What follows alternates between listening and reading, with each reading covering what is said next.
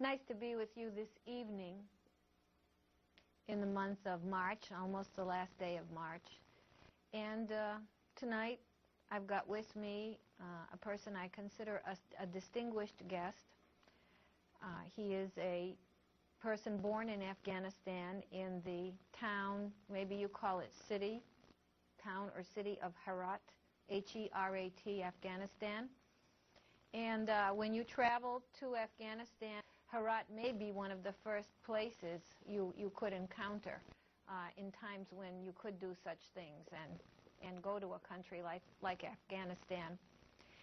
My guest's name is Mr. Nemat Nojumi, and he is a graduate of Tufts School for International Relations here in the United States.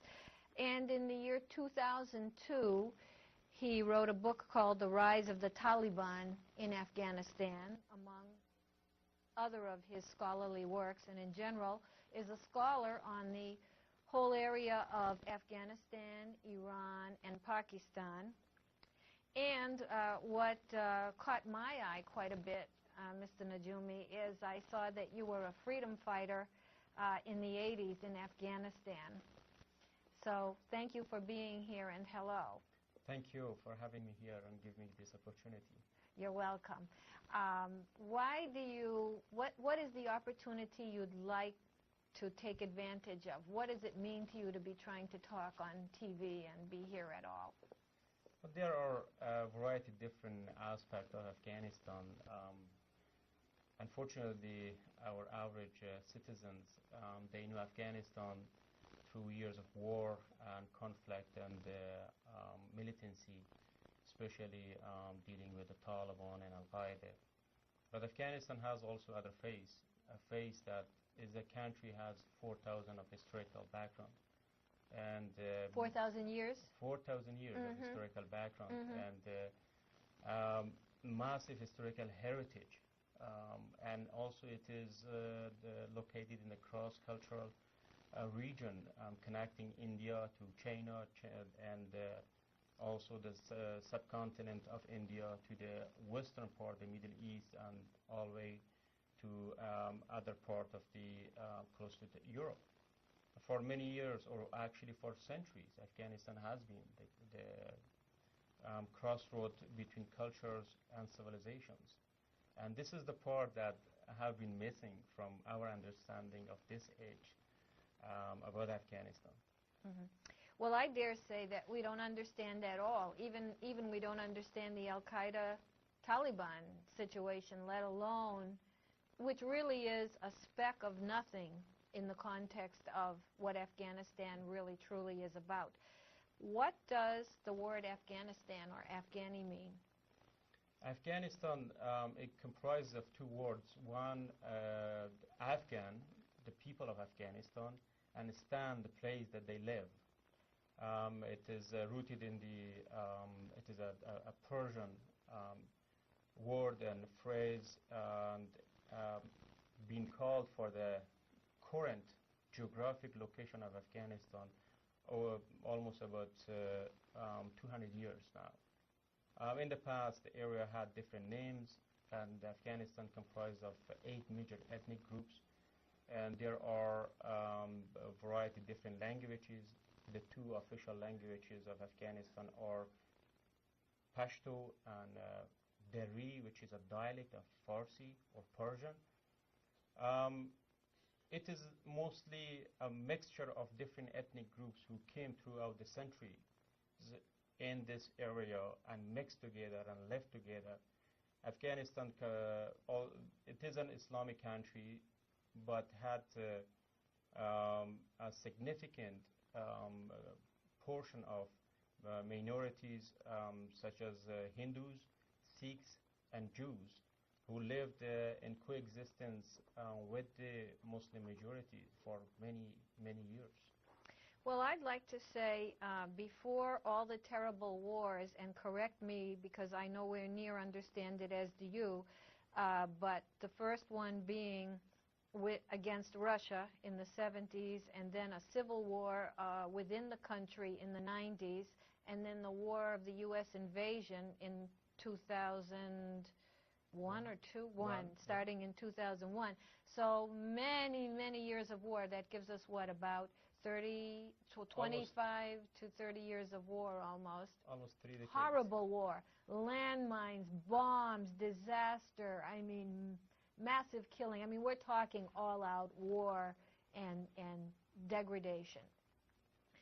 But given that, when you talk about it being an Islamic country, and I was there before any of this, not too long before, frankly, and when you say there were other minorities, I was not of any religious persuasion, and I walked very freely over any part of Afghanistan. I didn't go to all parts of it, but I was extremely free in Afghanistan, and no one expected me to be Islamist or Muslim or anything of religion for that matter.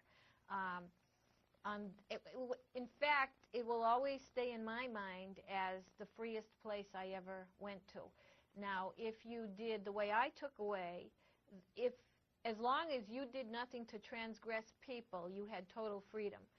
So if you didn't rob, if you didn't kill, and if you didn't rape, then you had total freedom.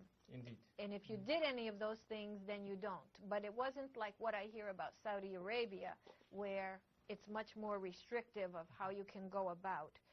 Nothing like that at all.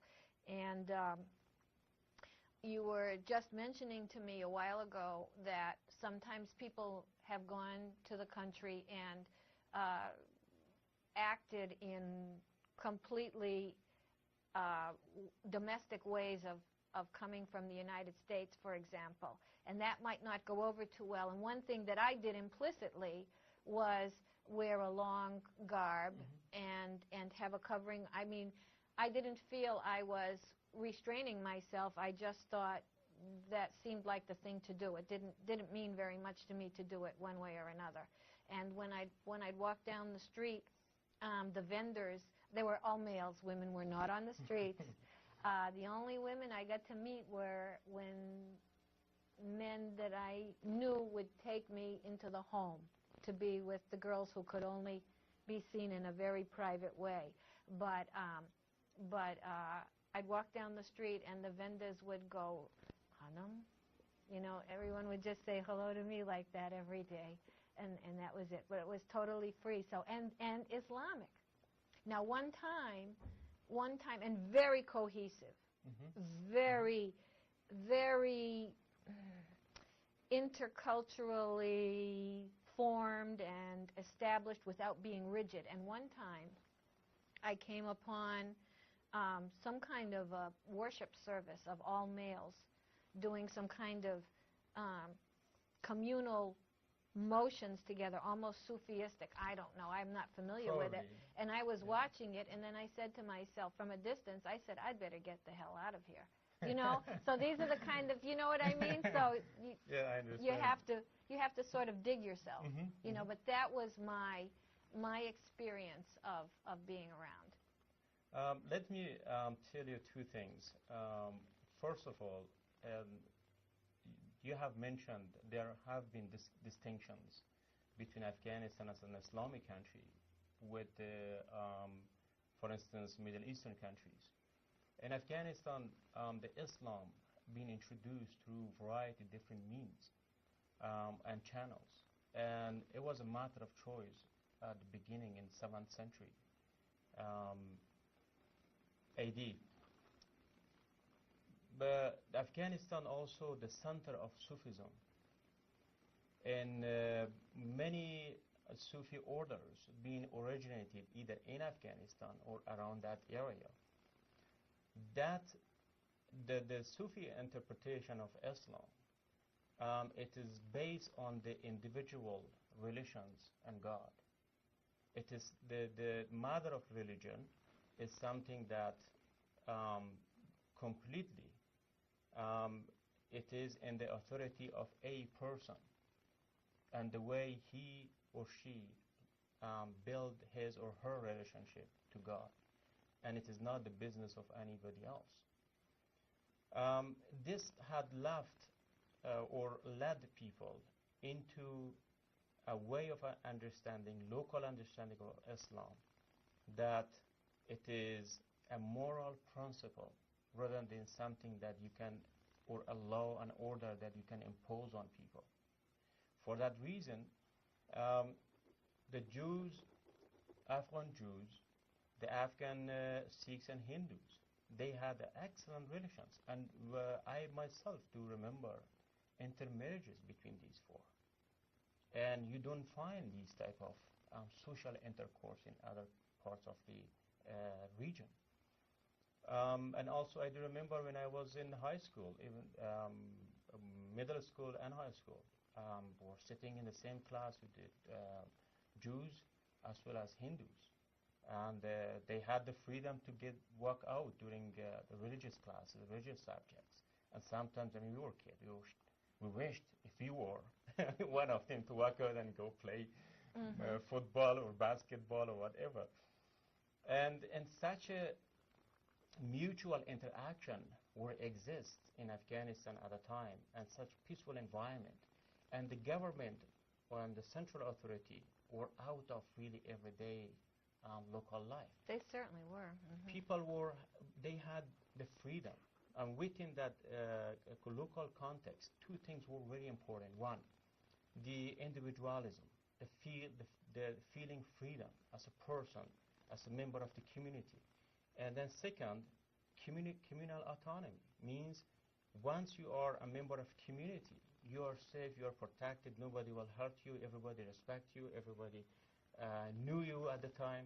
And if you were poor, people helped you. If you were jobless, people came to give you a hand. If you had problem with the authority, there were community elders or community leaders, and they help you in one way or the other. It is the same thing on both genders.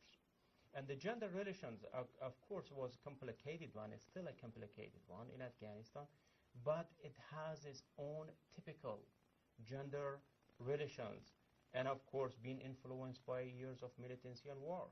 The second main issue that I would like to bring here is that what we know, what we have heard about Islamic militancy or Islamism or fundamentalism, whatever of these phrases that you want to use, it is a foreign, was a foreign, and it is a foreign idea and ideology. It has been brought into Afghanistan, has no root, no origin in the country, in the culture, in the social understanding of people. Excellent point that I forgot all about. This whole idea of bin Laden and the Taliban as weird and unusual a combination as you could ever put together. And sort, you know, and of course make to most people who've never been to the region, so to speak, know what the heck is going on. That's true. And for that, from this perspective, if you go back to late 60s and early 70s, the first group of, for instance, the first group of Islamic militant being formed by people who went to Egypt, and they studied, translated books, brought in. They really couldn't attract anybody. And they began to, in 1974, 73, 74, they began to form a rebellion uprising in the Panjshir Valley area north of Kabul, the capital. And people themselves, the local community, disarmed them, arrested them, gave them to the government because they were talking in a language that was not really understood by people. I mean, look at the Taliban. One of the main reasons for the Taliban collapse was that people didn't really stood behind them, and nobody really defended them in the country. And the regime collapsed, and they were unpopular because of their rigid ideology, and also the violation that they were interfering into the local community's space by forcing their policy over the feeling of freedom in each person within the city or a village. At the same time, they disturbed that local community that people have enjoyed for so many years. in that country. In addition to that, they have offended in the name of religion, in the name of culture. For instance, execution of women in public, or beating women in public, or beating another Afghan on the street, forcing people, men to grow a beard and women to stay home. And these are the type of things, banning music. Afghan love music. Oh, every morning at 4 or 5 a.m., loud as could be, all Kabul's going in, dum, dum, dum, dum, every morning. Exactly, exactly. Loud music. And now you come here with gun and telling people you don't listen to the music. Music a part of the folklore and a part of the genuine culture. It has a deep root into so many layers of social life in Afghanistan. Even during the 80s, during the Soviet invasion, I was a part of resistance and mujahideen, and we had prayer. After prayer, people had music. Even they had tapes in their pocket, and they were playing and listening. It was a sort of joy. And now a regime comes in the name of religion, in the name of culture, committing inhuman atrocity against these local people, and then they are supporting a violent group, Al-Qaeda, coming to Afghanistan, abusing the hospitality of the local people, and try to impose their ideology on the local community, and causing massive distraction, the distraction of historical heritage, offending every aspect of the local life of Afghans. And for that reason, Afghans, even if you go now to Afghanistan, the average Afghans are not really trusting anybody who was associated with these different groups. In other words, the hospitality has been so abused for so long that it's kind of changing the nature of, once bitten, twice shy. Yeah, we can say that, because Russian came to Afghanistan in the name of helping Afghanistan to move toward progress, toward socialization of economic, political, and they built a few things. Very few. Very few. Mostly road infrastructures. And then we have the mercenaries in the name of religion and Islam and brotherhood came to Afghanistan. Who are the mercenaries? Mostly those who were later who became affiliated with the Al-Qaeda. They're mercenaries? They were mercenaries. At the beginning, they came to Afghanistan in the name of jihad, and many of them during that time were not really participating in the war. They were an organization, were involved mostly with the pushing their type of ideologies, and also financing different or specific political groups in Afghanistan. And they came for an agenda. When you go to push an agenda and you receive money from some other sources, and that person can be a mercenary. This is the way you define a mercenary. And one way to define mercenary. And they were there, and people helped them and greeted them, but they bore arm and imposed their political ideology on the local communities, and local community didn't want it.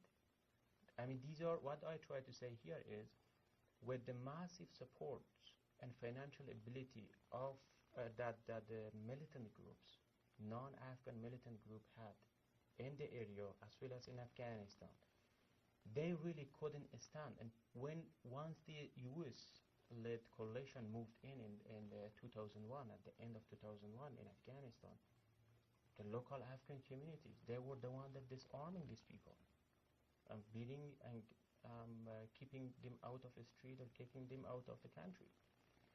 And because of this environment, people are sensitive, of course, to anybody comes from outside.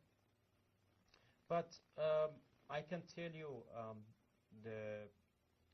last year when I was in Afghanistan, I was passing, walking in a street, and I saw a kite making store, and there was this kite in the shape of American flag, and German flag, and British flag, and I thought probably the American Special Forces or the UK and the Germans ordered these.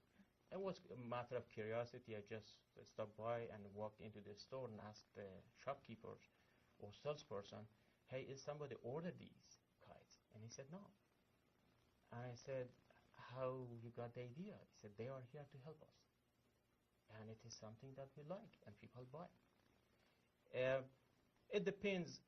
If people go to Afghanistan to help them, I mean, there is no problem with the arms. But if somebody goes, even that person is a Muslim, to impose his or her ideology or political doctrine on the local community, people resist. And this is a very known aspect of the local life in Afghanistan. So who comprised the Taliban? Were these Afghani people eventually themselves, or? Yeah, it is, let me go a little back to the time in the 80s.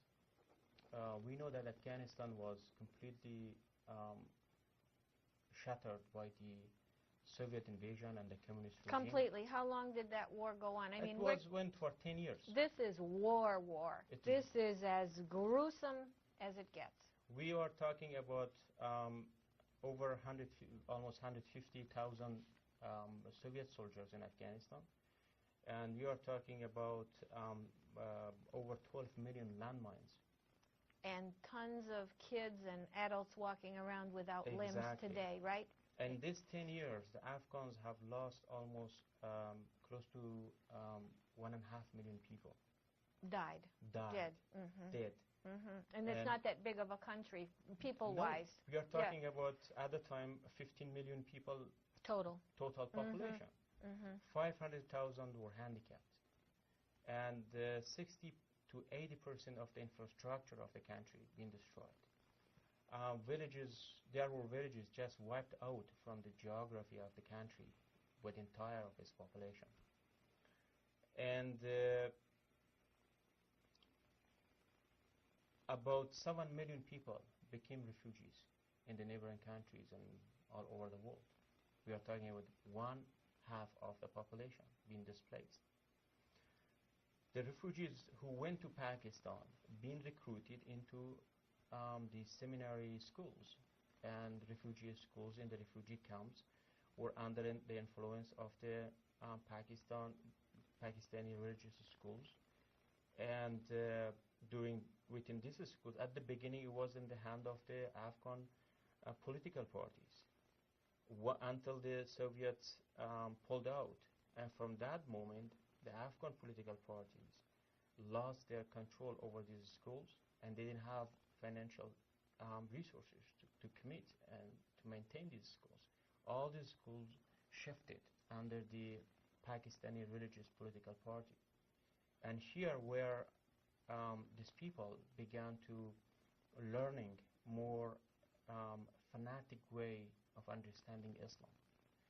Assuming the kids who were in the early 80s, who were 5 years or 6 years old when they entered into these schools.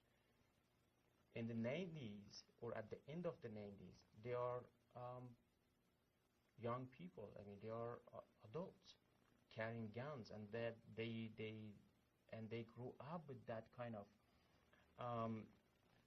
understanding or interpretation of religion. The majority of these kids who went to school were from the rural areas. And when the Taliban movement formed, the variety of different elements within the within Pakistan, I mean, the Pakistani religious political party and the military supported this movement and aid them to come to power. Right. And then these people who had rural background and who many of their leaders went to school in these religious seminaries dominated by fanatical ideology and interpretation about religion. They came to power, and this too, the rural tradition with this fanatic ideology mixed a lethal combination for these people to form a government and impose whatever they understood about governance and religion and politics on local communities. Did those schools like provide the food too for the people that were suffering? So like they were helping them survive as well, or? They did into certain levels, but they were kind of vocationary schools. People send their kids at the age of 6, and they lived in those schools. They lived in them. They lived in them until age of 16 or so. Oh, I see.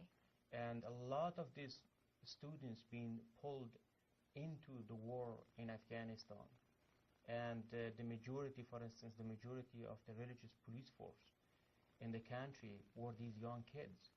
We are talking about ages 14 to 18, 18 to 24. The majority of the fighters of the Taliban were these groups. In addition to these, other groups, we are talking about thousands of Pakistanis from the Baluchis and the Pashtun area being recruited into this movement. And there were hundreds of the Uzbeks from the Central Asian countries, Uzbekistan and Kyrgyzstan and even Tajikistan, being recruited into the movement. And the Taliban government was not really, especially toward the end, a pure Afghani government. It was a combination of a variety of different sources. For instance, bin Laden and his followers, they had total control of their military camps without the participation of the Afghans. And that was the scenario, that they were using the Afghanistan as a hub, as a place for waging militancy violence in the region and also around the world. In other words, the ability to move around freely was a great boon for some of these visitors from the outside coming in. Indeed. It was ideal. Yep. Ideal, because I never saw a country like that in my whole life. I couldn't believe it myself when I saw it. You know, it was exhilarating to me, but I guess if you were up to some schemes, it would be an ideal place as well. Yeah, it's still, if you go now to Afghanistan, enter into a village, and you just need to go to the community center or into a mosque, and people provide you food and they give you shelter. Nobody will harm you until you're there. Mm-hmm. It is your protection and giving shelter is a part of local tradition. They feel obligated until you leave their property or that village. Right, and we don't want to confuse this with naivete, because that's not what it is. No. It's hard to describe what it is. It's a sort of a strong kind of a thing. It's not a naivete. It's not so foolish. Like I say, do something that they consider immoral, that is not good for the community, and you won't be around to be doing. You know, you won't be allowed to do it. That is true in variety of different instances. I mean, I lived in a city. I grew up in a city. When I went to the rural area, I mean, I became a part of the local communities in the rural area, even among the Kuchis, the nomads. And it was fascinating. You don't need to be something so vacuum, so different than the local communities. You need to let them to understand, build a dialogue, and build a dialogue with them, and communicate with them, let them to know you. And at the moment they know that you are there to help them, you are there to be a part of them, you are there to be just as guest and harmless guest, and you are protected, you are safe, and people are still keeping that tradition. There were so many times that I went with journalist friends, non-Afghans, to a village. People brought their only dinner they had and shared with us. And this is in the tradition, this is in the custom, local custom of local communities.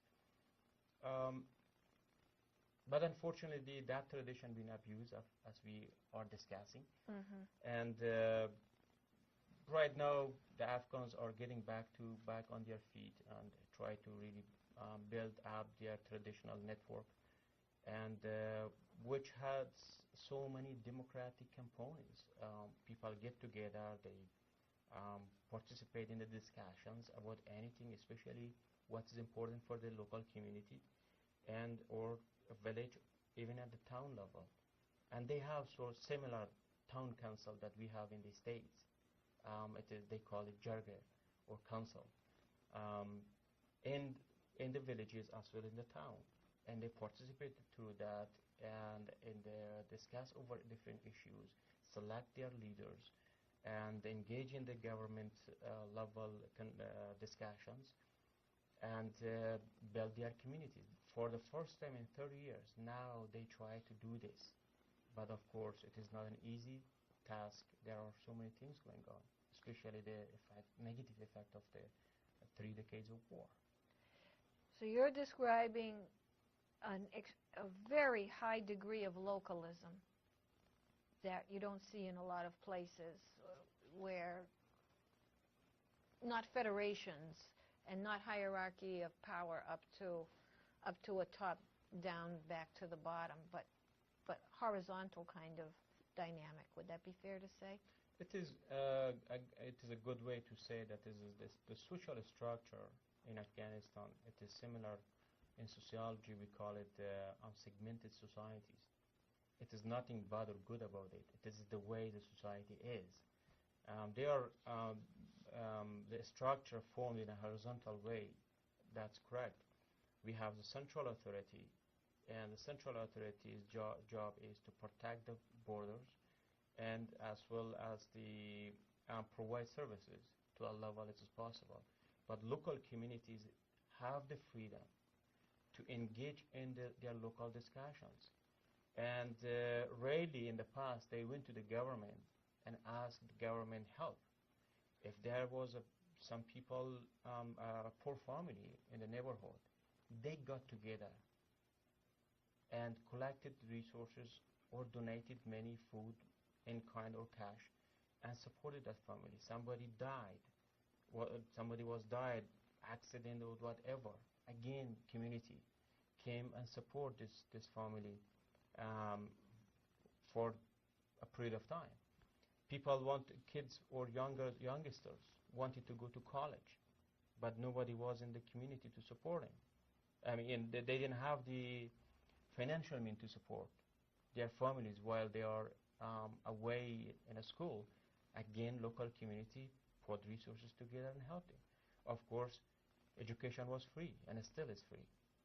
And people had, with that kind of localism, this localism is not that you are, or we think that these are local communities are engaged in a violent interaction or they don't like each other. They are communicating and engaging on a variety of different levels. What they really like to have their freedoms as a community, as a person, and be reasonable. Be in a reasonable relationship with the central authority.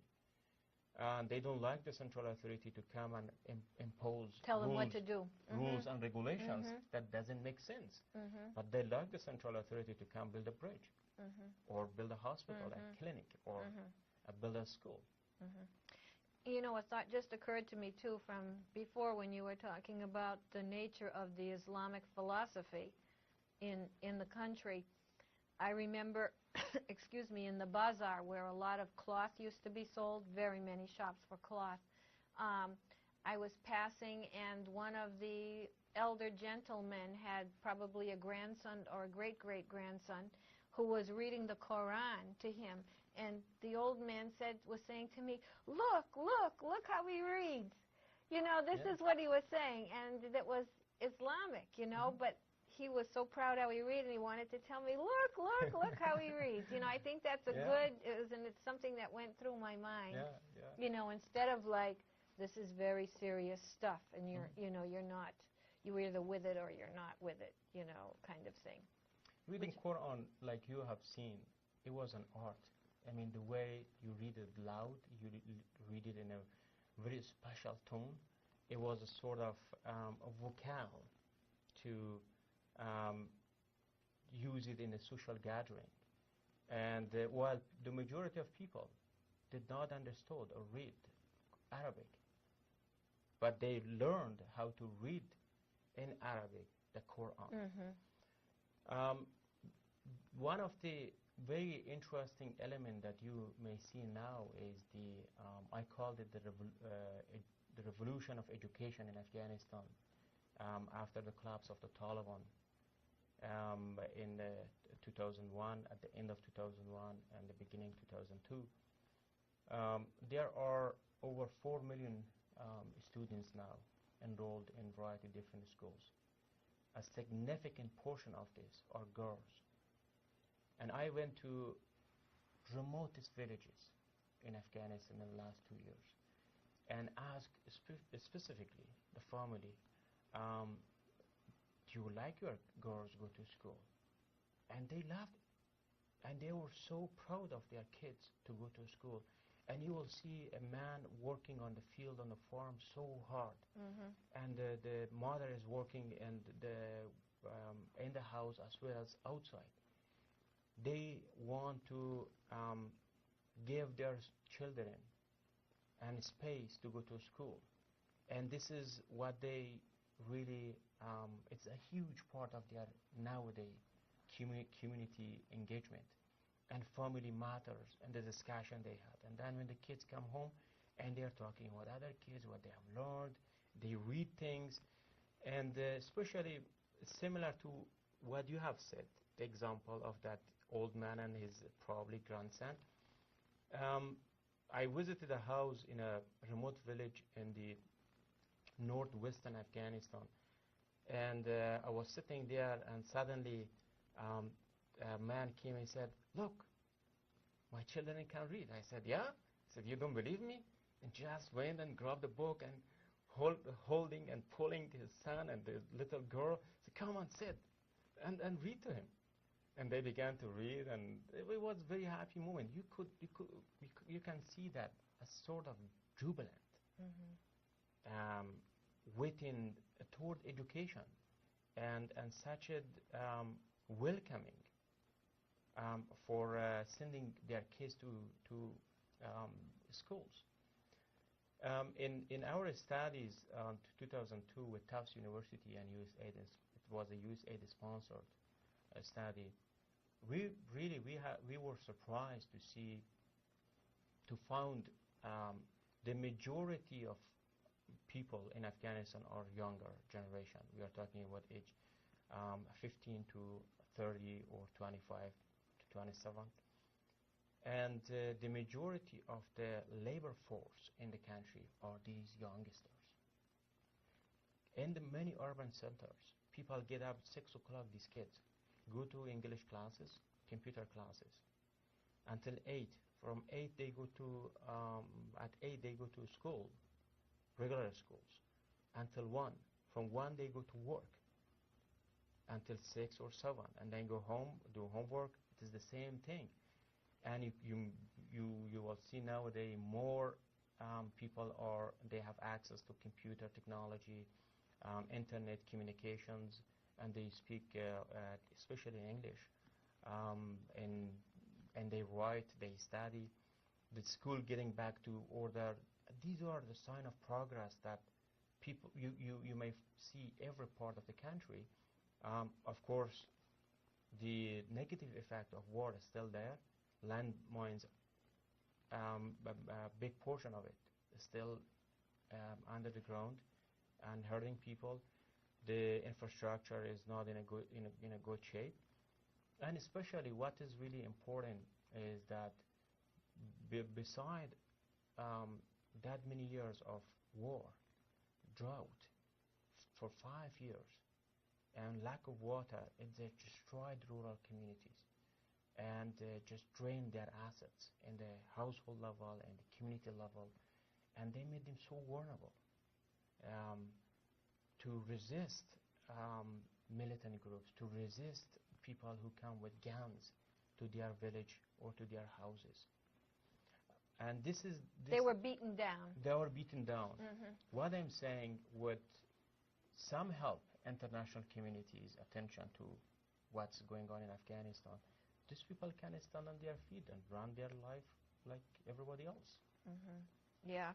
Well, what exactly persons would want to have materialize over there ultimately is another question. And because we're short on the hour here, I'll just proceed on this question. In terms of protecting people and that they're a guest, recently when this reported hunt for bin Laden has been given a lot of press, not much this week, but in the last couple of weeks, some of the military people were saying that high rewards were put on his head, but people, namely the Pashto, did not turn him in because of this ethic of when someone is a guest in your... So how does that really pan out, the idea that he's being protected? Is he being protected there, and what's the story with that? It is difficult really to understand this issue. Nobody knows really where bin Laden is. And there are assumptions and speculation that suggests he is in the border area of Afghanistan and Pakistan. But the Pakistani government has a different story than the Americans and the Afghan government.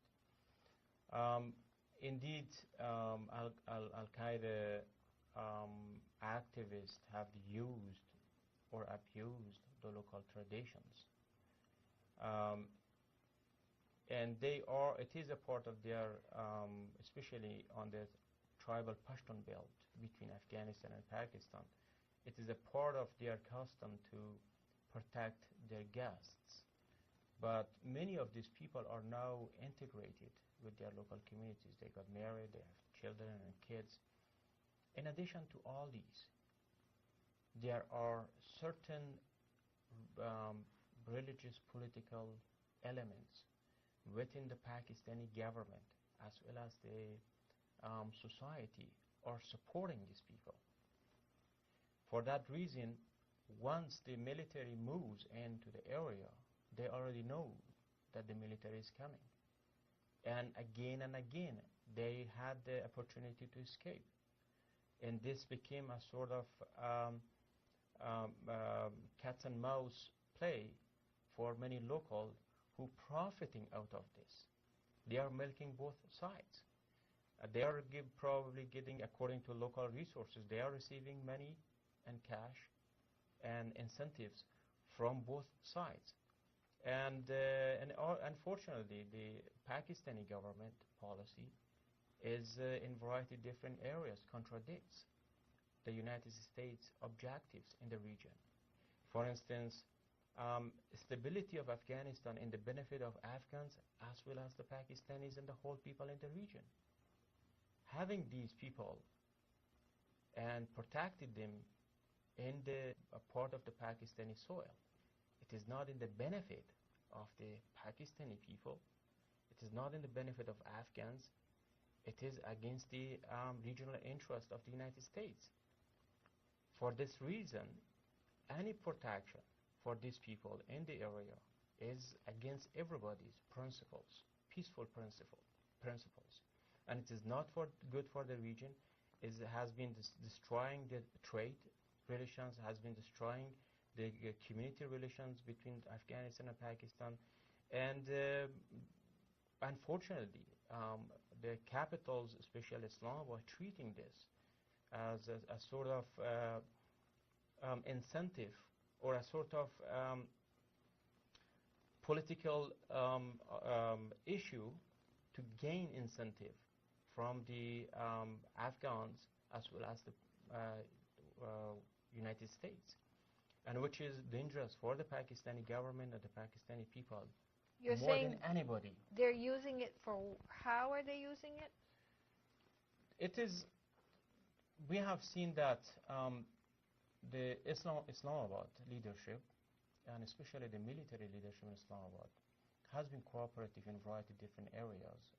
For instance, they stopped their support from the Taliban once the United States leading coalition moved against the Taliban in Afghanistan. But since then, the northwest frontier, which is the tribal area, Pashtun tribal area and Baluchi tribal area, became safe haven for remnants of the Taliban and Al-Qaeda.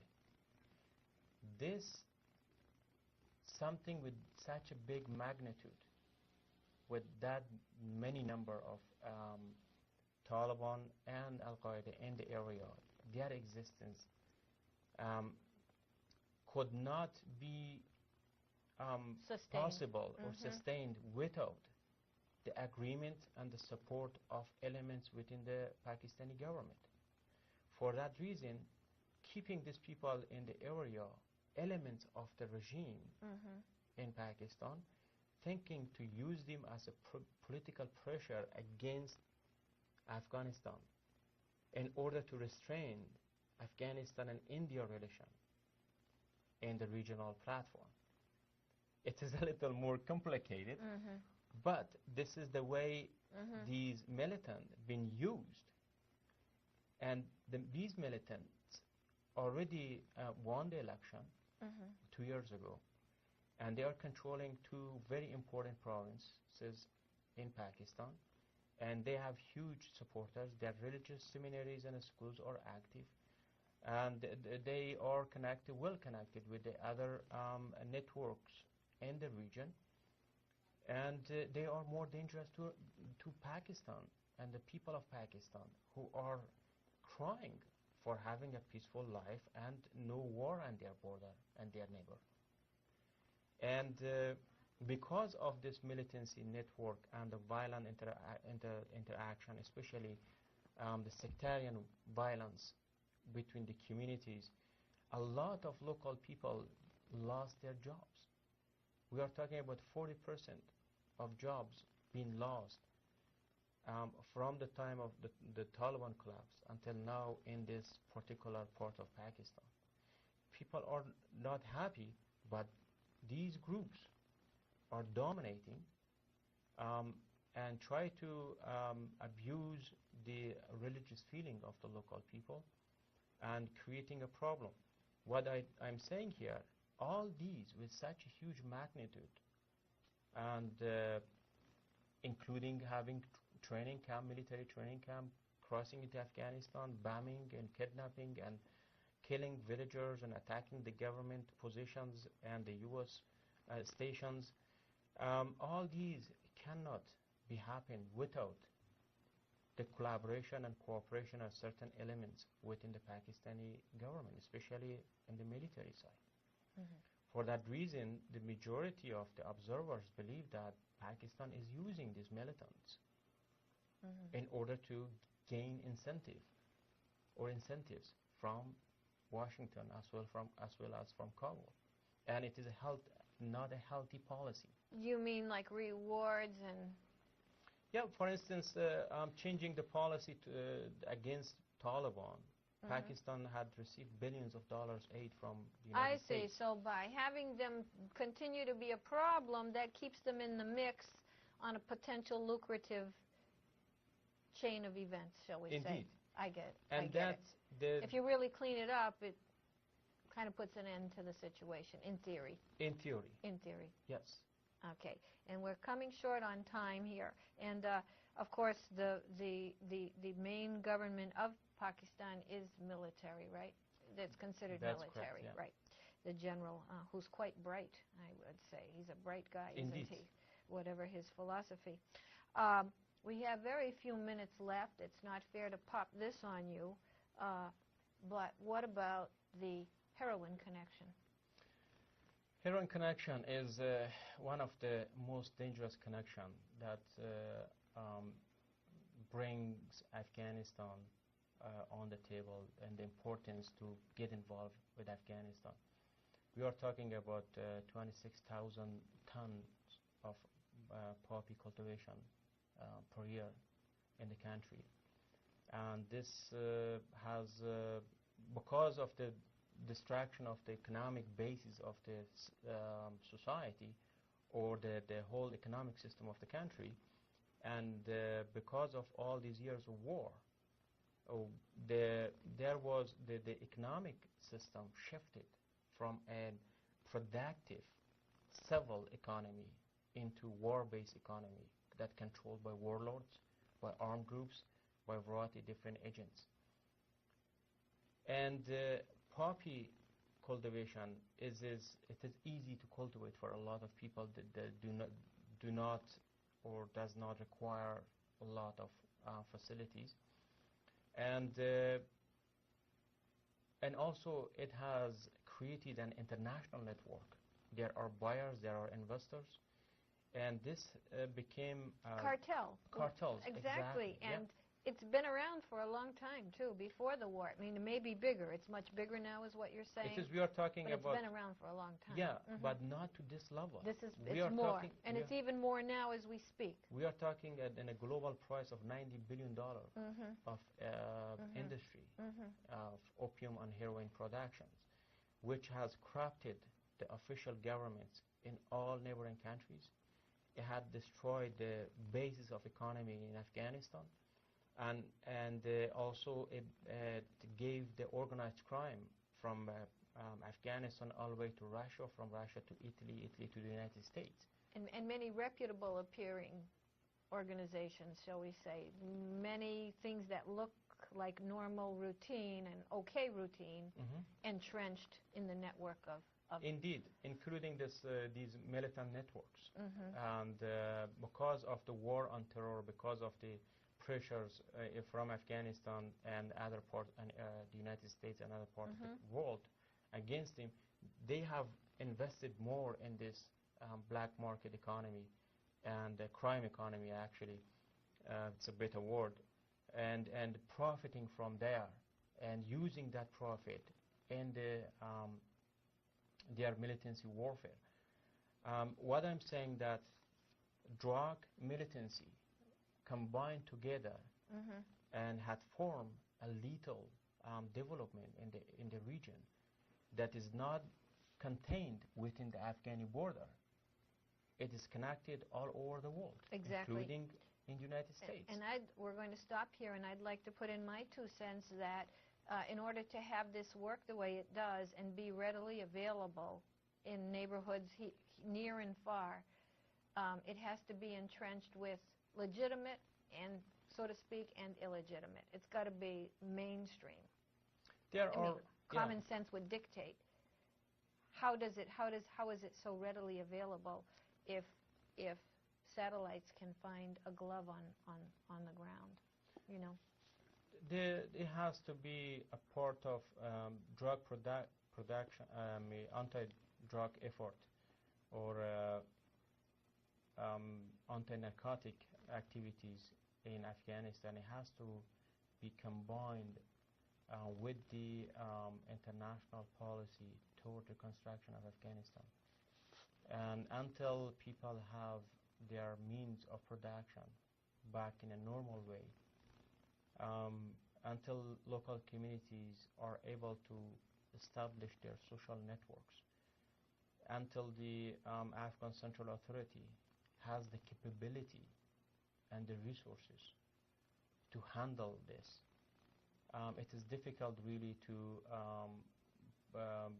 anticipate any better situation. If I put it in this way, solving drug production problem in Afghanistan requires a multi-layer approach, and it has to be included in the reconstruction policy to help people to understand the danger of it locally and find a substitute alternative to poppy cultivation. If they are not cultivating poppy, cultivating what? Something that is profitable and something that the profitable and growable in the region. And alas, we are out of time. Apparently, poppy thrives in the region, whereas a lot of things may not so easily. We are out of time. I still got the last word. I was going to say you got the last word, but I still got the last word. But anyway, Thank you so much. You're welcome. For your My erudite. pleasure. Yes, very. I hope people that you've got some glimpse into what is this enigma called Afghanistan, pre-war and ravaged brutally by war. But what is the glory and wonder of the freedom of Afghanistan? Thank you very much. You're welcome.